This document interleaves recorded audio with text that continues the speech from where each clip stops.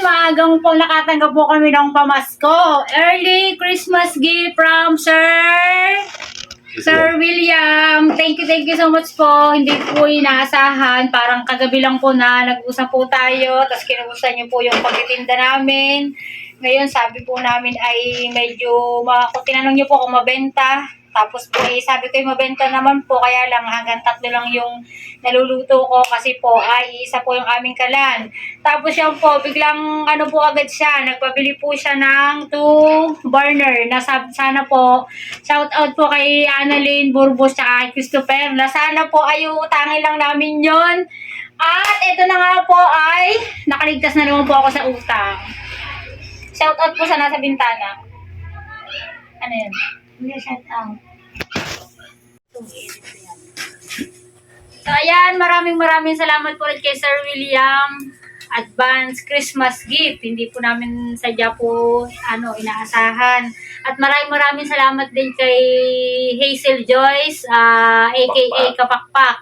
Yan po kasi siya yung daluyan ng pagpapala na sa kanya po ipinapaabot o siya po ang laging may connection na para po ipaabot yung gustong tulungan po ni Sir William. So, dalawa po yata kaming nabiyayaan po ng ganito. So, maraming salamat po ulit Sir William sa inyong maagang pamasko. Tuwan-tuwa po kami kasi po, sa totoo lang po, ikausap ko na po kahapon ng hapon yung kukuhanan ko po nito na isuswipe po dapat yun, parang hulugan ko po ng 6 months kasi yung ihuhulog ko po ay doon ko po kukuhanin sa kikitain ng aming pagtitinda. Siyempre, inaagaw lang po namin sa aming panggasto, sa aming maintenance.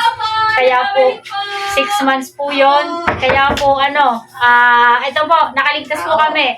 Maraming salamat po ulit, Sir William, sa inyong binigay sa amin. Yan, natawag ata sa Kapakpak. Thank you, Sir William. Thank you. Maraming salamat po ulit. Advance, Merry Christmas. Yan, thank you po ulit nga kay Hazel Joyce Kapakpak kasi yan, siya po ang laging binibigyan ni Sir William ng anong tawag doon. Basta siya po yung connection. Siya po yung nakakonect kay Kapakpak na lahat-lahat siya ang bahala. Thank you po ulit. Advance Merry Christmas po. More blessings at saka po good health at ingat po kayo dyan sa trabaho nyo at ayun po. All the best po. Yun. Thank you po. Thank you so much. God bless. Thank you. Madami na po akong maluluto kasi sabayan na po siya. Sabayan na. Hindi po yung maghihintay po ako ng isang luto ng isa bago ko po iluto ulit yung pangalawa. So, ayan. Thank you po ulit. Bye-bye. Tibay nito. Ang mga gamit ko, puro ganito, Joyce. Nanay, nainggit ka ba? Okay lang, tama na sa akin. Dapat ganito ang iano ko nga, dalawa din pares Makipot, para hindi ganyan, magkainggitan. yan. Pero, ayan. Makipot? Pareho lang yan. Pareho lang ng luwang. Oo, pareho lang yan. Isang sukat niyan. Parang mas mahal nga yata ito eh. Ano, Yung way, no? Hindi, lang to, 1,080 lang to, ito, mas mahal 1,300. Hindi, pala. kasi stainless. Ito naman. Oo. Hindi ka natatanggal ang pintura. Hindi, tinanong ko talaga kasi hindi na dapat yung bibilin ko. Sabi ko, ko baka matanggal siya pag nangalawang, hindi naman daw. At meron daw silang ganyan dati pa, ang tagal daw bago. Hindi na talaga. Pero mas malakas ata yun. Malaking tingnan.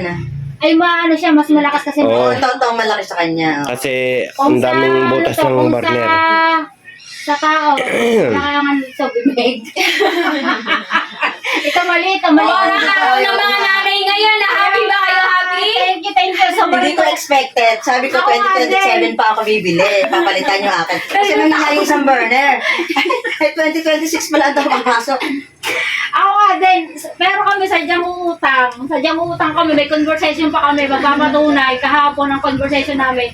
Isuswipe na siya. Naging busy lang ako. Kaya hindi siya na kahapon. Oo. Ay, mabuti na lang. Yun nga, tapos sakto nga ito na. Doon nakaligtas na ako sa utang.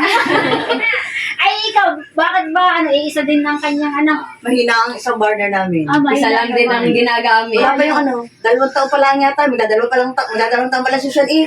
Mahina na agad. Napalitan ko na yung burner, napalitan ko bigla ng burner. Pero meron kaming... Araw na mga nanay! Araw naman nanay, araw na mga kalan.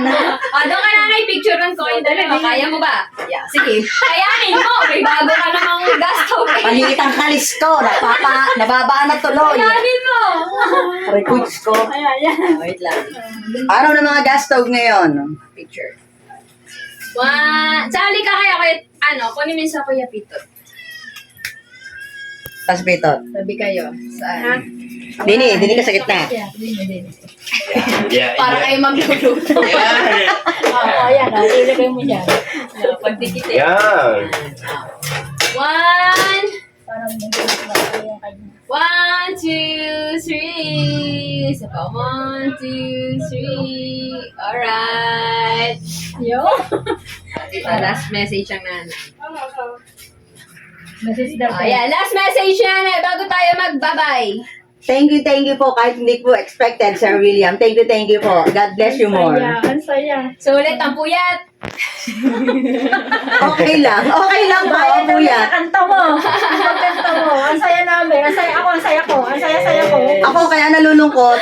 Malulungkot ako kasi sabi ko, ano ba yun? Kung kailan ako sumasama na sa pagla-live, tsaka naman sila... Wala. Oo. Tapos na. Kung kailan malapit ng Pasko, tsaka kayo... Meron pa, December 18, 19, 20. Sunod tayo magla-live. Papahinga lang po na 1 linggo. Pahinga lang po na para huwag po kayong magsawa. Kaya po magpapamiss. Bye-bye! Okay po, bye-bye. Thank you. Thank you kay Joyce din. Thank you. Thank Thank you din sa'yo. Thank you din sa'yo, kapakpak. Thank Thank you, you. Sir William. God Thank you kay bless. Lord! Thank you kay Lord. Yes, thank you kay Dahil Lord. sa blessings na aming Salamat natanggap. po, opo. Araw-araw mula pagising hanggang sa pagtulog lahat. Ang Thank sarap you. ng Thank you po, iluluto thank you ng mga po. nanay na ito. Pabanguan ng ulam. Ulam sa akin na. Magluto ka na. Magluto. Tinatamad ako. Sa amin po kasi ang bumibili ang nanay ng ulam sa Topside, baka doon hindi na bumili, magluto na agad. Alright! Alright, salamat po ulit. God bless you more. Ang saya ko. Yes. Bahala ka dyan, nanay. Mario Joseph, Ang tuwari. ilaw ng kalis niya. Hindi Ang liit na nakalis ko. Okay na. Nakatayo na ako. Malakas yan. Ha? Malakas. Malaking tingnan. Hindi.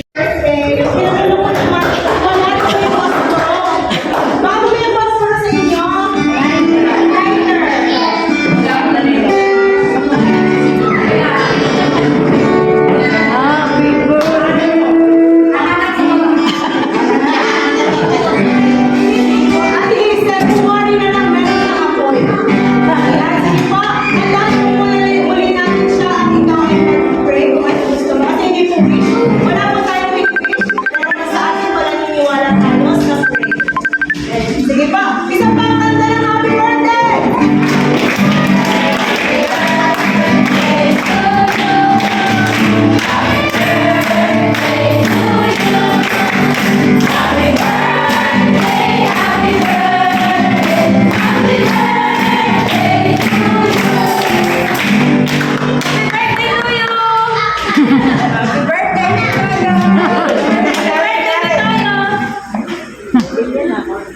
Mangyari may dinas.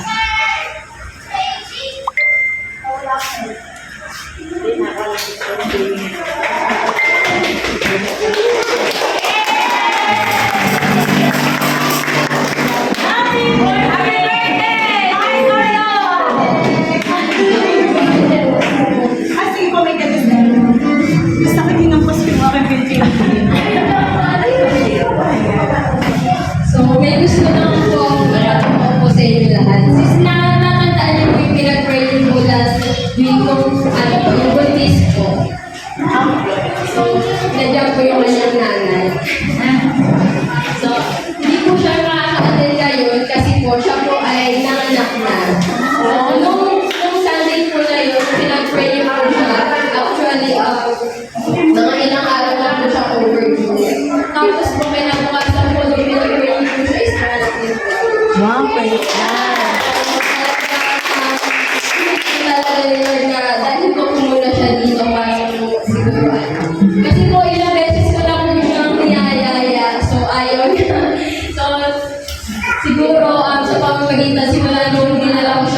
po is mas tumatag yung kanyang faith in God. So, ang isa po sa pinag-pray ko is buong pamilya ko po is madala ko po dito. So, unti-unti po, halos 1/4 or 1/3 po dito is family member po namin. So, praise